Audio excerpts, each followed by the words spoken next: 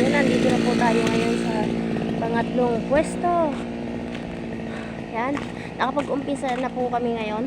Siguro nag-umpisa kami ng alas 2. Medyo malawak po ito hanggang doon. Yan, sa likod ng kubo na yan. Yan. Yan. Pati doon, namawer na po yun. Bye-bye bakod. Samahan niyo po ako papunta dito sa likod. Yan, hanggang doon. Sa menyog na yun. Medyo makapal na yung damo. Kasi 3 months. 3 months na ba? 2 months lang. 2 months. Ayan. Ayan, hanggang dito po yun. Hanggang dito po yan guys. Oh. Medyo malawak siya. Makapal. Ang asawa ko nagkakalaykay. Ay, nagmamawer. Ako nagkakalaykay. Ayan, medyo makapal na oh. Ayan. Ayan guys.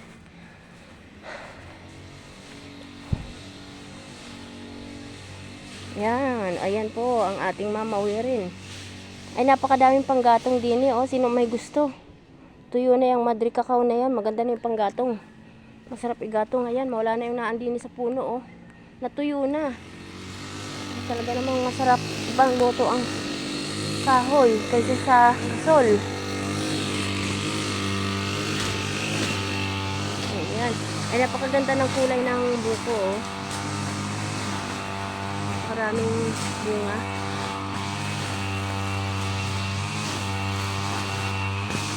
Yan guys, mamawirin pa namin yan. Hanggang doon sa dulong yon. Palibot yan guys, papunta doon. Ito po ay pangatlong pwesto natin. Itong bahay na to wala rin tao. Wala rin yung tao guys. Bali pang ilang bahay ito nung may-ari. Nung una doon sa unang pwesto, dalawang bahay doon. Ito naman yung pangatlo. Mas ituturo ko kayo guys sa pinakang mas malaki pang bahay sa susunod sa pang-apat na pwesto natin guys. At pinakamalawak na mamawirin.